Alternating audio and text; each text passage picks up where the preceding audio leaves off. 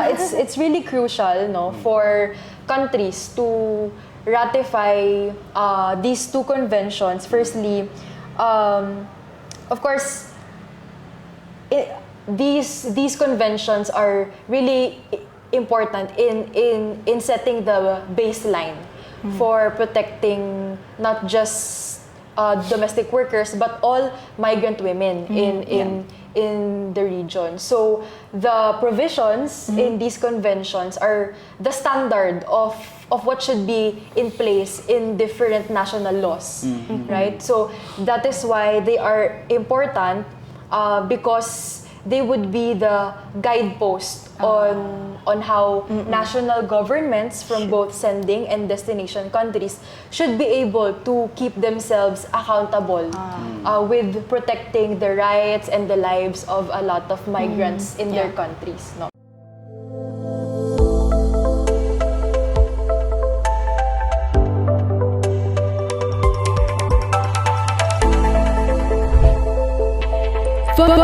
Voicy Podcast.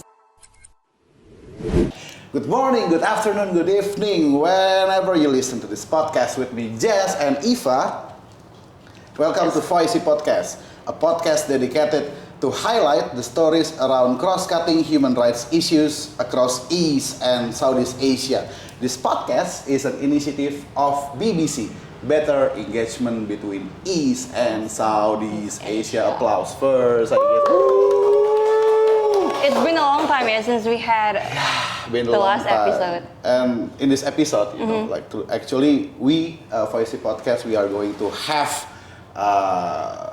kind of serious conversation together with Clarice from Asia Pacific Mission for Migrants, right? Yes. Or APMM, and Mbak Rosi from Asosiasi Tenaga Kerja Indonesia or ATKI. And we are going to talk about the importance of ILO Convention on Decent Work for Domestic Worker or C189 and ILO Convention on Violence and Harassment or C190. Yes. Jumping into the issue, I would have to note up and down because this is a data, yes? I have to be a bit serious. So That's today, a great justification. yeah. As of today, there are approximately 38.3 million domestic workers in Asia Pacific. Within ASEAN, a significant proportion of domestic workers are migrants. Based on ILO finding, Sri Lanka, Indonesia, and the Philippines have typically had large outflows of women migrant workers engaged in domestic work. This conversation particularly is so important as migrant workers, particularly women domestic workers. They are usually at risk of facing human rights violations and dire living conditions in both origin and destination countries. Due to many barriers they confront, it remains a challenge for them to obtain ample protection and support from the governments. Considering these realities, the creation of ILO C189 and ILO C190 have become crucial policies that aim to secure migrants across the globe. However, according to APMM, implementation on the national level persists to be lax. Now, related to this issue, we just had the first day of workshop with APMM. So congratulations for making it here.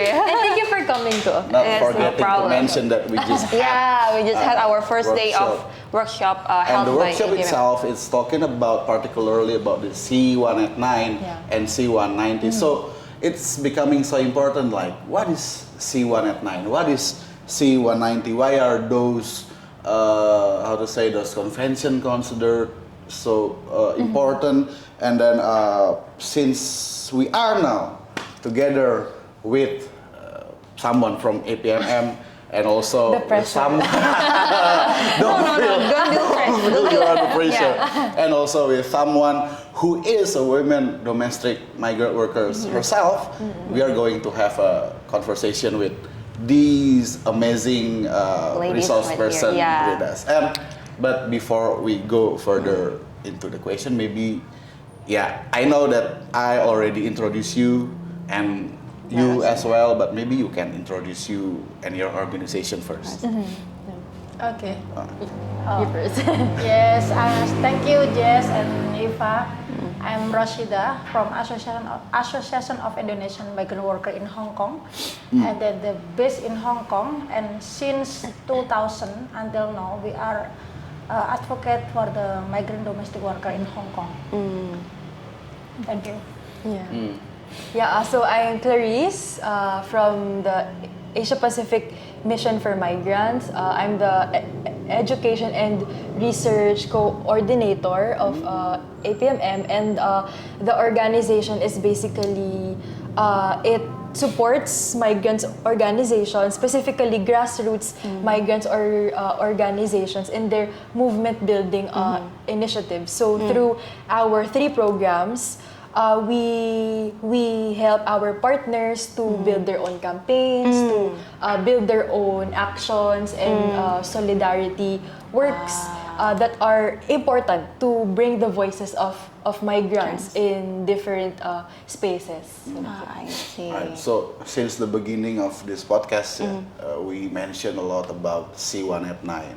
We mentioned a lot about C190. Even today, we just had our first day of workshop, particularly speaking, talking about those 2 conventions. So, what is C189? What is C190? And what's that? Yeah, so I also have my notes. All right, of course. So, okay, so just for the benefit of our viewers, so the ILO Convention C189 is the Domestic Workers Convention. So it was established back in 2011, if I'm not mistaken. This convention basically outlines the needed protection and security that domestic workers all around the globe should be able to obtain. No? And then C190 is the Convention on the Violence and Harassment. This was established in 2019, so it is still fairly new. It hasn't been ratified by a lot of Asian countries. No? And this is very much more specific on how not just women migrants but all migrants to be protected from violence and harassment in the workplace. But at the same time, this convention also focuses on gender-based violence and harassment, which is, I think, is pretty important because most of the abuses that happens in the workplace are very much inflicted on women workers. Women workers, but particularly domestic workers. happening to the women workers. Okay, so seeing that this convention is not much being ratified by most countries in Asia is very concerning, right? Even in ASEAN itself, it's only Philippines who has ratified it. But I also heard that not much good news coming from that. Only like, ratified, but then like not consistently, being implemented by the government. So I want to ask first, why are these conventions considered very critical and important for our advocacy? Okay, so just to lay it out there, in Asia Pacific for C189, only the Philippines has ratified this. Only the Philippines. Yeah, only the Philippines has ratified this convention. And this convention is applied to the Domestic Workers Act that was enforced after the Philippines has ratified the convention. But as Eva said, even though there are laws existing for domestic workers in the Philippines, it's not really that helpful when it comes to actually helping them for their needs. No? And then for C190, the only countries who have ratified it so far in the region is the Philippines, Australia, Fiji, and Papua New Guinea. However, only Fiji has the convention in force. Okay. So In the force. Philippines would just Enforce meaning they make it become their national law, or not really. Not I really. think it's more on applying it in On their their national regulations. context. Okay, I see. Okay. So for the Philippines, they would just be enforcing it this year in July. Okay.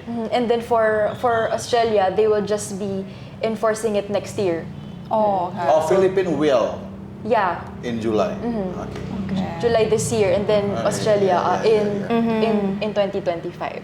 So back to the question, it's really crucial, no, for countries to ratify these two conventions. Firstly, of course, these conventions are really important in setting the baseline for protecting not just domestic workers but all migrant women in the region. So the provisions in these conventions are the standard of what should be in place in different national laws, right? So that is why they are important, because they would be the guidepost on how national governments from both sending and destination countries should be able to keep themselves accountable with protecting the rights and the lives of a lot of migrants in their countries. No?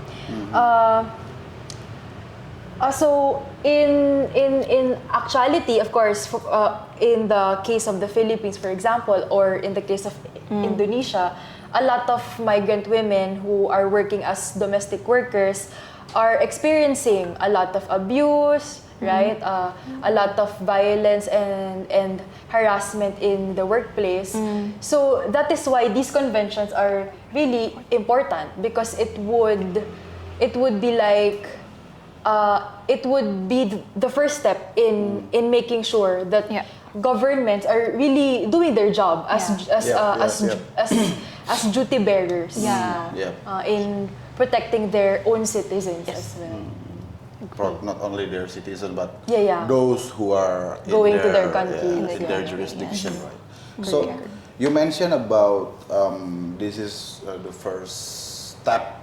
This is the first layer to be put on setting the better scheme, better mechanism, or whatever it's called, for protection towards women domestic migrant workers. So since now we together with Mbak Rosi, Mbak Rosi, who is domestic migrant workers, women domestic migrant workers herself, I would like to ask Mbak actually about experience base. What kind of violence that often experienced by women domestic migrant workers?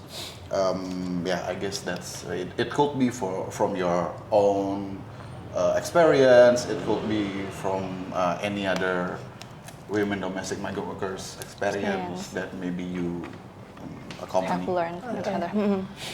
Actually, many of them get like modern slavery.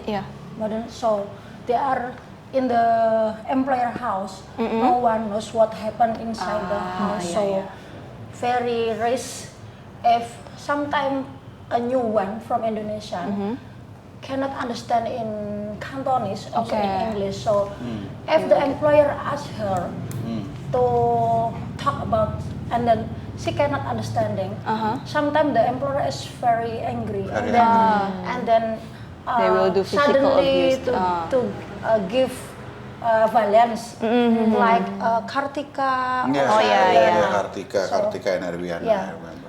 So this is, if the ILO convention is very important, if the Indonesian can ratify, because minimize the violence for us. But because so many domestic worker in there is very long working hours, 16 until 24 hours, and then not enough take rest, not enough sleep. Even the accommodation is very bad. And then How bad? Can you give? sometimes they are sleep in the kitchen, in the toilet, The employers. in the storage. The employers didn't provide a bedroom or something. Because in Hong Kong the house is very small, Okay. and then even we didn't have private room. Yeah.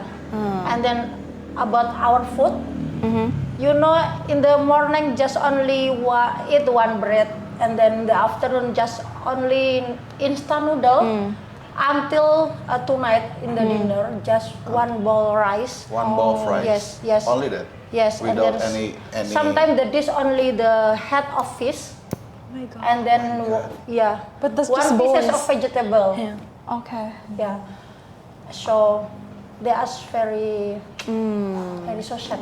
And no privacy as well, yeah, at home. Like you can't really do your, you know, like Thing. live like normal people, yeah. Yes, yes. Because you will always be monitored by your employers, and it's hard to also go outside to, like, you know, interact with your friends. Maybe, yeah. I see.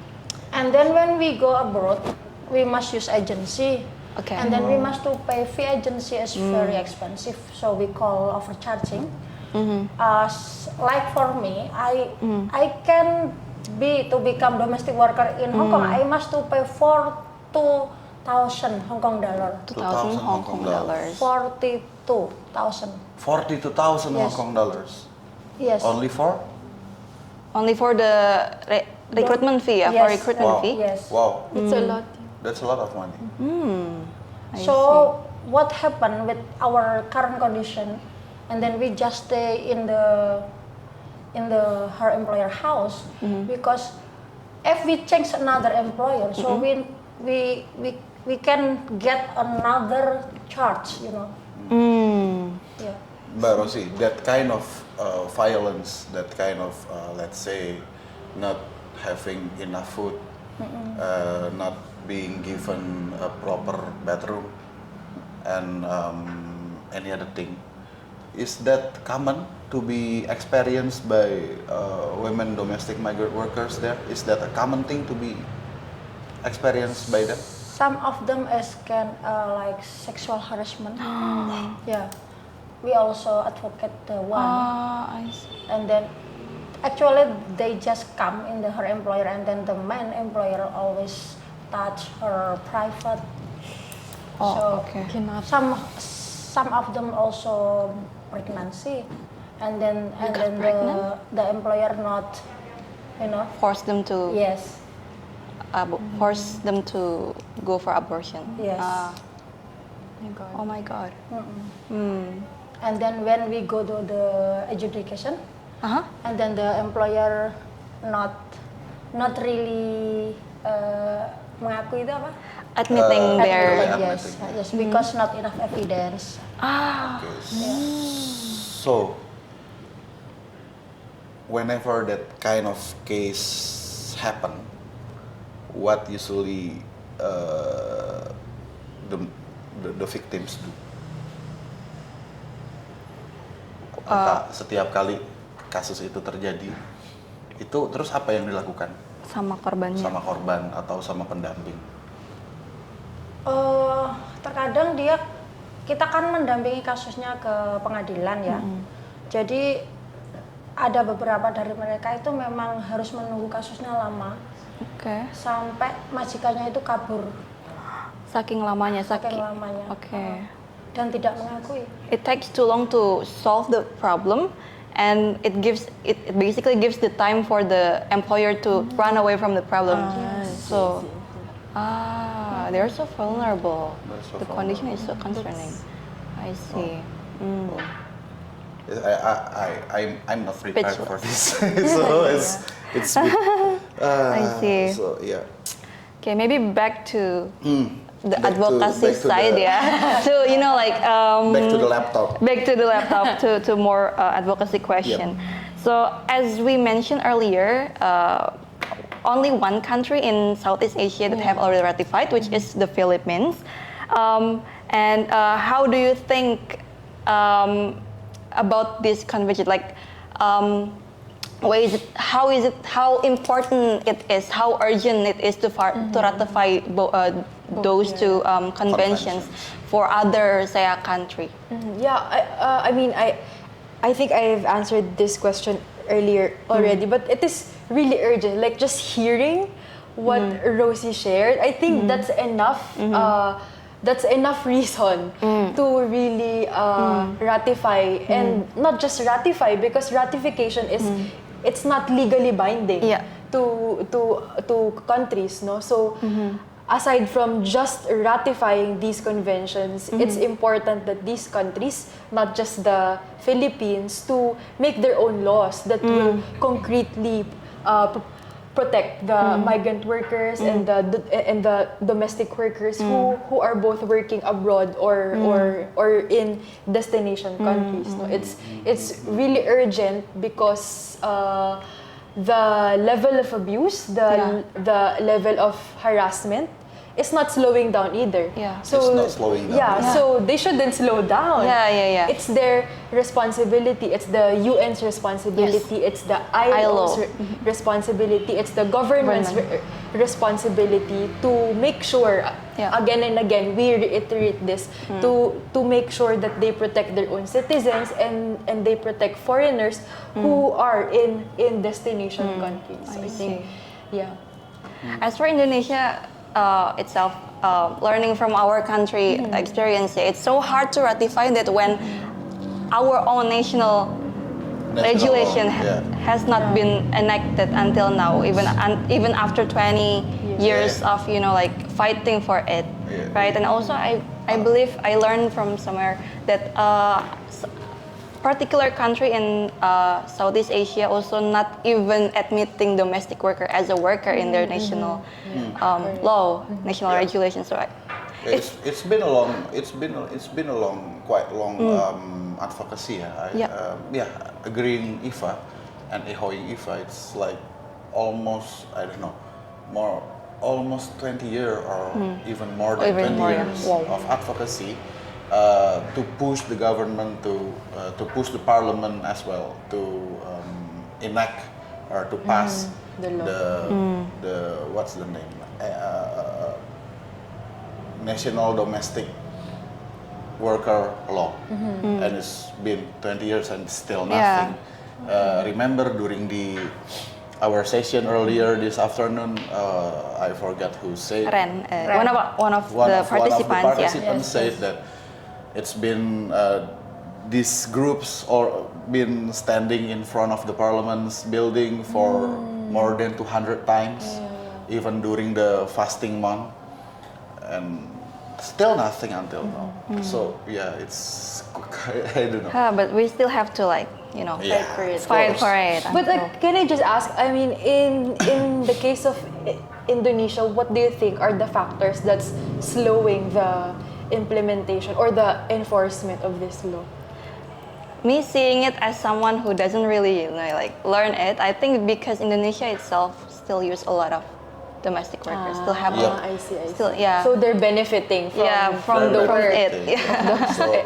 So it's like, what if this bill is passed, and then we cannot really pay less now? Maybe So that's one of You'd have to pay them more and we give have to them pay food and give them which is social protection. Which is true. I mean, everyone should be Given that. should be paid properly, right? Yes. Okay. I believe I had one question that should be asked earlier, but I just wanna ask it now. Talking about the violence, is the violence only in the form of physical violence, or is there any other violence that actually occur, especially towards the women domestic migrant workers? During pandemic, our employer is accuse us if we the one to spray the virus, bacteria. yeah. So it's stigmatization for us. So when we take holiday and then we come back to my employer house, and then the my employer asks to spray our clothes for the disinfectant, and then faster to take a bath. But what they can do, they can invite the other visitor in our house, But not- in their house. but not telling them to No disinfectant. need, yes, no need. So discriminating you, Yes, very discriminating. I see. That's also one of the forms of violence Yeah. that domestic workers are experiencing. Mental violence. Yeah, Yes. mental. Mental, physical, verbal abuse, but also political and a lot of economic violence that are happening. No, so that's one of just the many violence that are faced by domestic workers in different countries.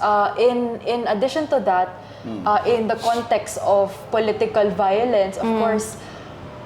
For example, when domestic workers are really pushed to join unions, to join organizations, most of the time they are being repressed by both their sending countries and their destination countries. Of course, these governments wouldn't want people who would be against them. Yeah. So naturally, they would make policies or they would make regulations that would stop these domestic workers, these migrant women to voice out their concerns and their critical point of views about the existing system, right? And at the same time, the stigmatization that are happening to migrant women, aside from being called virus carriers during the pandemic. I remember one time when I went to Singapore when I was younger. We were inside this bus and the bus had this like voiceover where the narrator of the voiceover was sharing about the tourist things that can be found in Singapore. And there was one thing that the narrator said. I forgot what it was exactly, but it was a very derogatory term to Filipino migrants staying in Singapore. Yeah, and I was Specifically like, to Filipino. yes, because there are a lot of OFWs in Singapore. So I was really appalled because of course I'm a Filipino too. So I was like, they see us as that way. Like it feels like we're just second class citizens to these destination countries, and it really feels unfair because these domestic workers are just trying to seek opportunities to have better life for themselves and for their families, and they treat us like that. So it's a really bad experience to a lot of domestic workers in different countries in the region. And then of course there are also economic violence. They are not being paid enough. When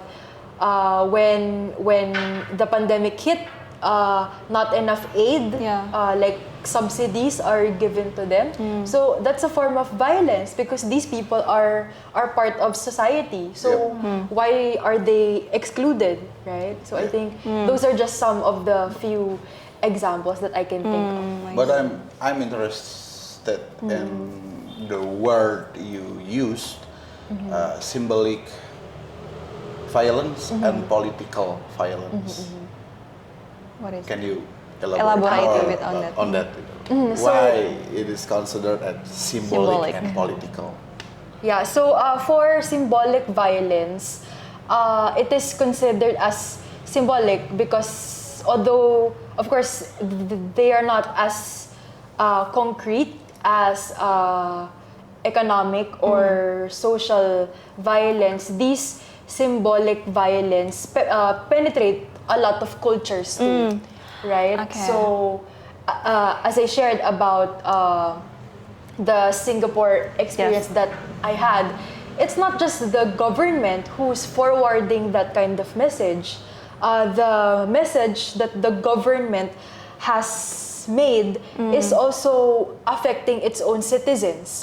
So the citizens themselves also have a prejudice towards a lot of migrants in their country. And because of that prejudice, they're also inclined to enact violence against these people because thinking it's okay.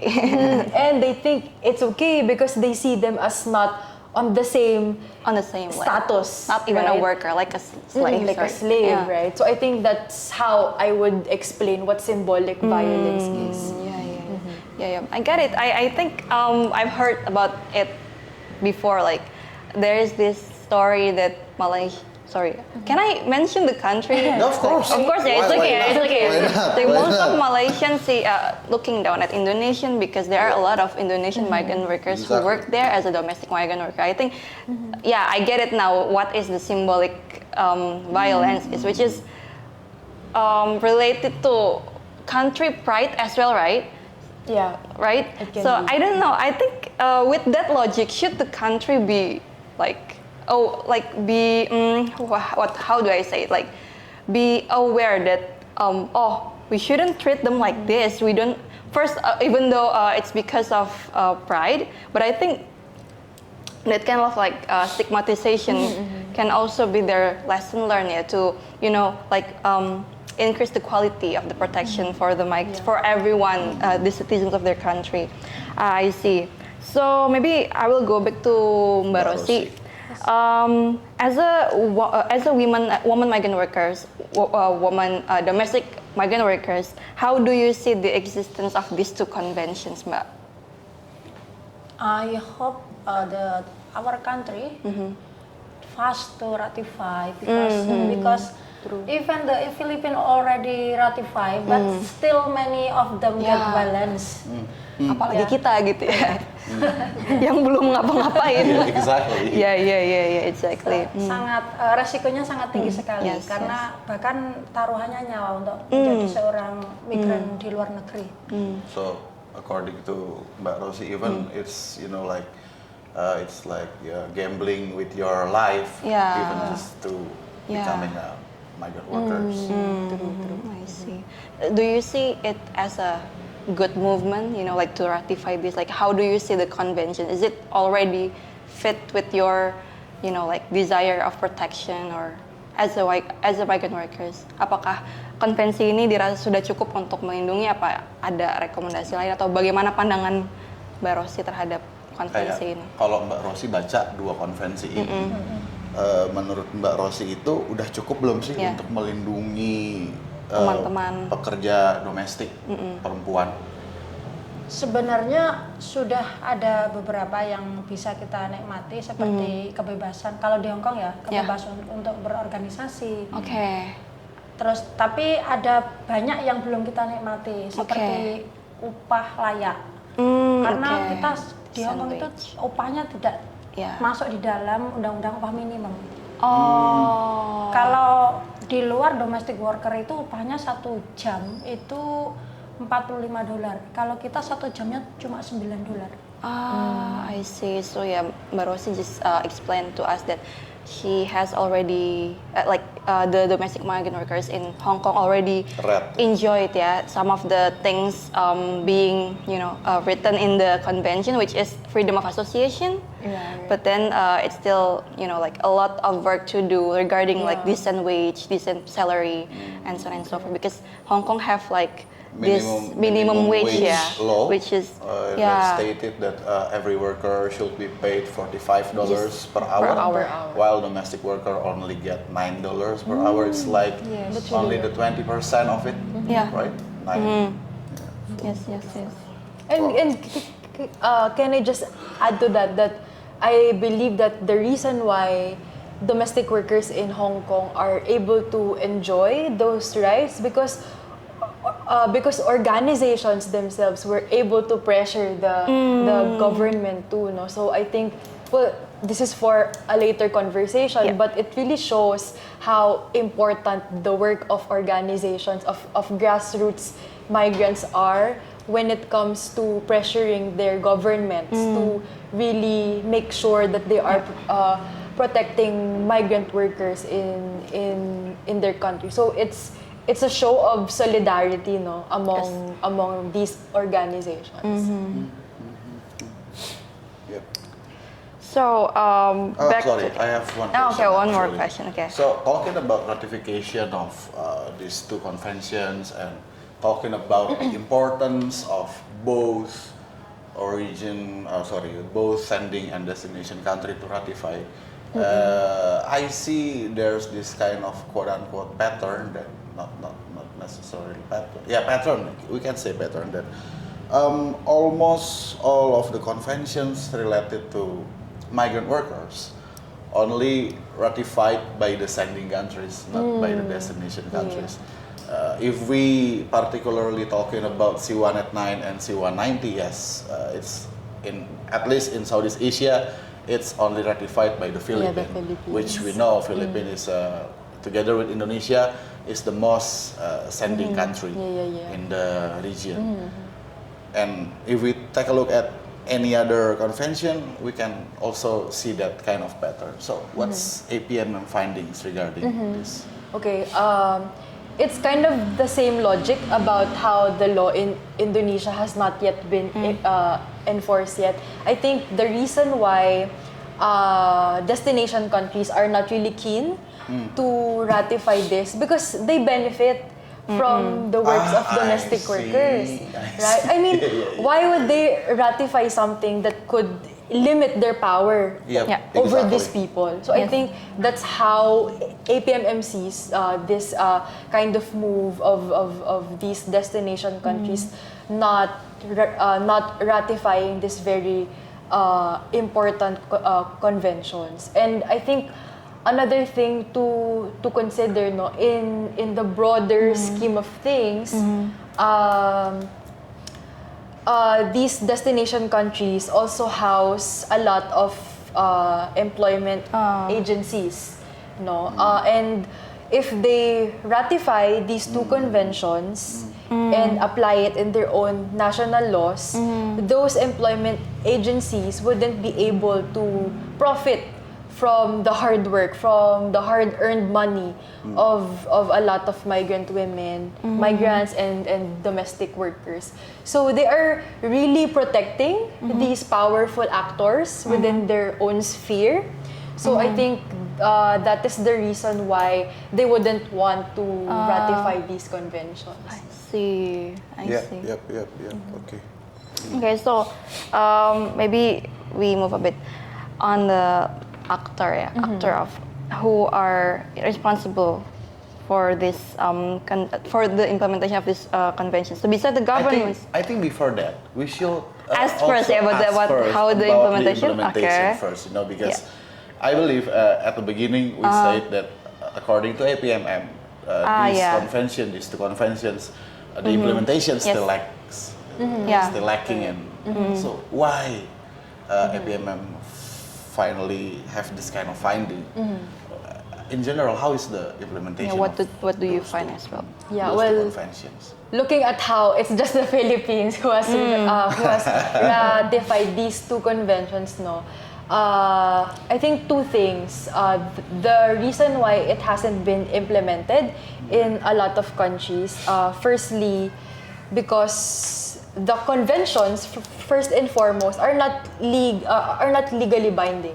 So the governments just sign them, but they are not obligated to implement them in their own countries. So I think the lack of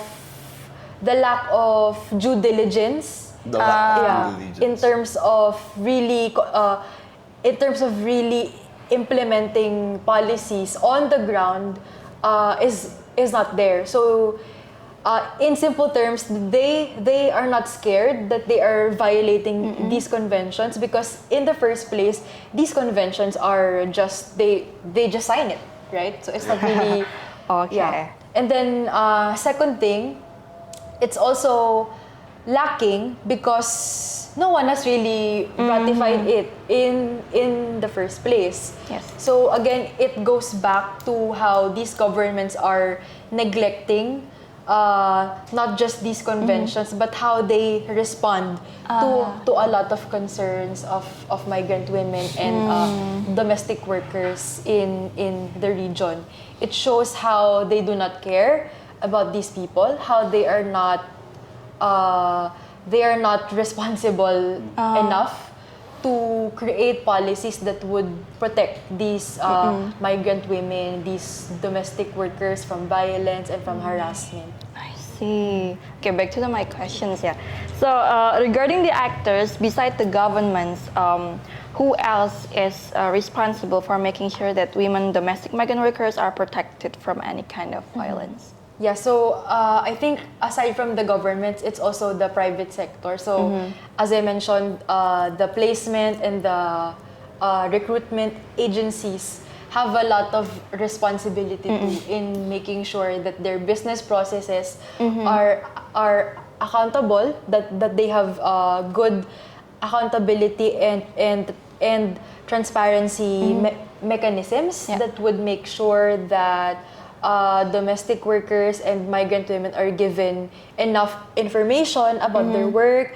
They are given the payment that they should be giving to these recruitment agencies should be not excessive, because as we know, a lot of placement agencies extract a lot of money from these migrant workers. I think, correct me if I'm wrong, Rosie, but if you're gonna renew your contract with an agency, you'd have to pay a month's worth salary to them in order to renew your contract.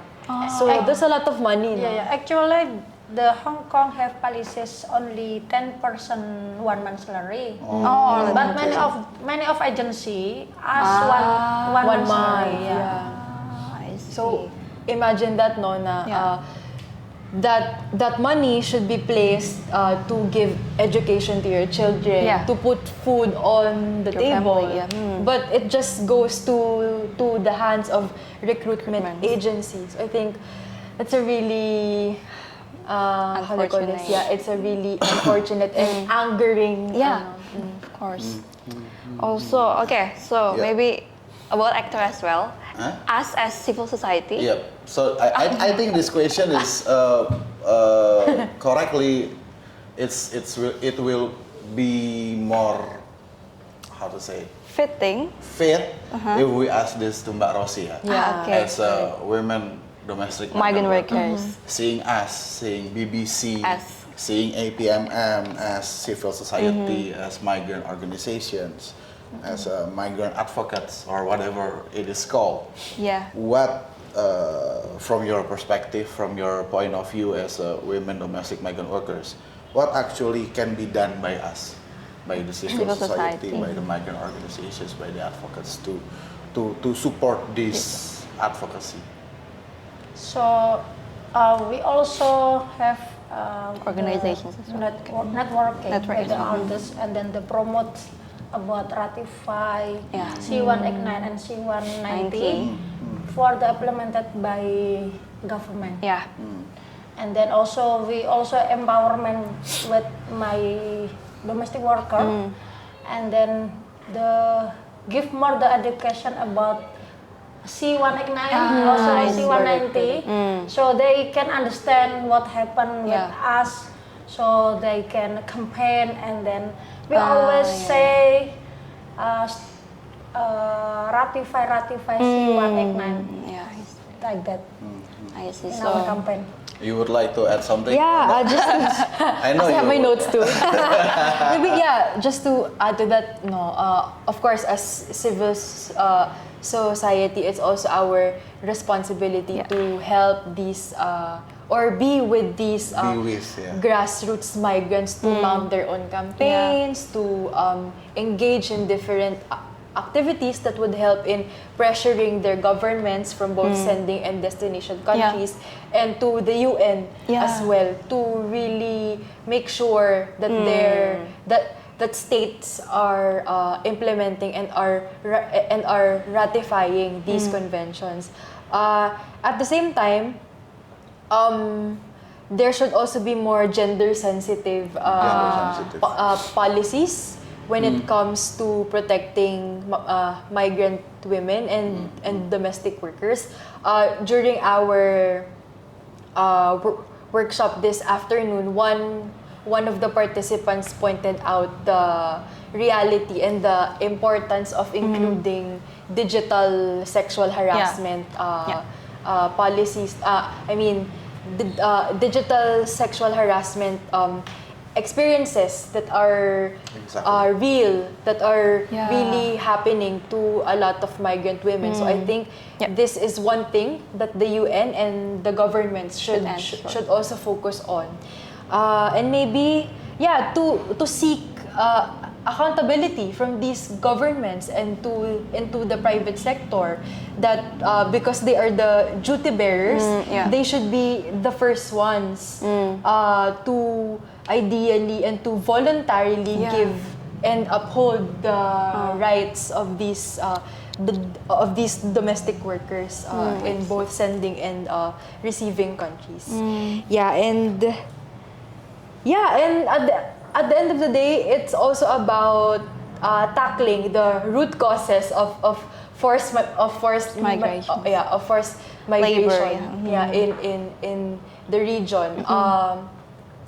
Migrant women wouldn't be exposed to these kinds of violence if in the first place they are not forced to leave their own countries, right? So I think that's one of the key things that they should The reason firstly is- consider when Yeah. it comes to protecting migrant women and domestic workers.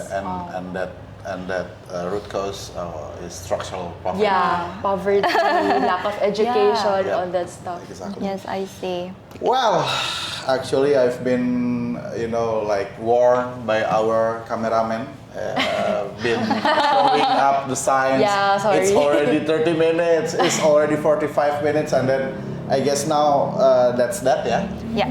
Our conversation today, such a fruitful conversation, and I really thank you, Mbak Rosi, and also Clarice from ATKI and from And APMM. actually, we have our campaign continue. The last time campaign is recognize domestic worker as a worker, and we are worker. We are not slave. Yes, In exactly. modern slavery. Exactly. So You domestic captured that. worker You captured is a that. worker, You captured that. and domestic worker is not a slave. And that's it to you listening to this podcast who wants to know more And on also, migration. yes, and also, Yeah, one more information. It's also okay. don't talk about About us Migrants without us. migrants. Yes. Yeah. Okay. Right. Not that down. Not that down again. And finally, you still have no? Enough. Enough. Okay, so this is the real closing to you listening to this podcast who wants to know more on migration and human rights issues. Follow us in our social media accounts in @bbcorg Instagram, Facebook, and Twitter to stay updated. Thank you. See you on the next episode. Thank you.